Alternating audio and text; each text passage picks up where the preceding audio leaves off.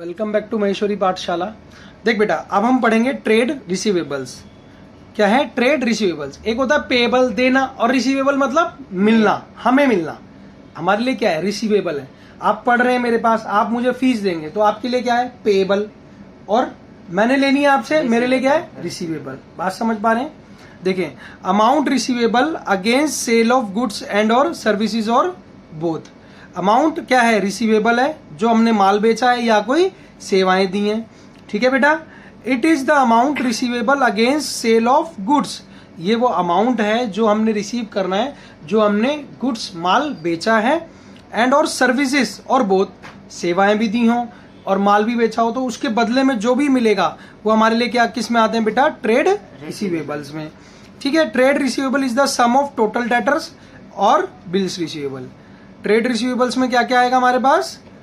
सम of क्या है? Debtors और बिल रिसीवेबल। डाउट है कोई? चलें, डेटर अ पर्सन और entity from whom amount is receivable, जिससे क्या है? अमाउंट क्या है? रिसीवेबल है, against sale of goods and और सर्विसेज बोथ। देखो बेटा, जिसको हमने माल बेचा है, उधार बेचा, और जिससे पैसे लेने हैं, कस्टमर है हमारा, तो कौन है हमारे लिए? डेटर है। हमने किसी से उधार माल खरीदा है और हमने उसके पैसे देने हैं, तो कौन है? क्रेडिटर है। करेक्ट है? चलें, डेटर इज अ पर्सन और an entity who owes amount to the enterprises against credit sale of goods. हमने क्या किया? उधार माल बेचा है, उसके बदले में पैसा लेना है, एंड और सर्विसेज रेंडर्ड और बोथ, हमने सर्विसेज दी हो, माल बेचा हो, तो उसके बदले में जो भी हमें जिस व्यक्ति से मिलेगा वो कौन है? डेटर। बात समझ रहे हैं? Bill receivable acceptance receive from A debtor. Debtor से हमें एक्सेप्टेंस मिल गई कि हम आपको, डेटर ने कहा कि मैं आपको 3 महीने बाद पैसे दे दूंगा, उसने एक्सेप्ट कर लिया, बिल बना दिया, तो हमारे लिए क्या है? रिसीवेबल है ना, वो मिलेगा हमें, यानी bill receivable. Bill receivable means a bill receivable accepted by A debtor. ठीक है, डेटर ने कहा ना, आज आप मुझे माल दे दो, मैं आपको एक्सेप्टेंस देता हूं कि 3 महीने बाद आप मेरे से फलाना तारीख को पैसा ले लेना, तो क्या हो गया वो? Bill receivable. The amount of which will be received on specified date. Specified date जरूर होगी उसके अंदर। ठीक है, नेक्स्ट क्या है?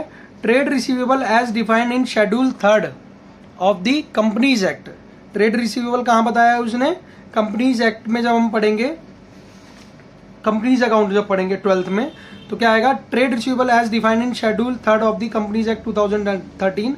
Trade receivables are the amount receivable by enterprises against goods sold and services rendered in the normal course of business। normal course of business में हमने कोई सेवाएं दी हैं, कोई माल बेचा है, और जिनसे पैसा लेना है, याद रखना है, जिनसे पैसा लेना है।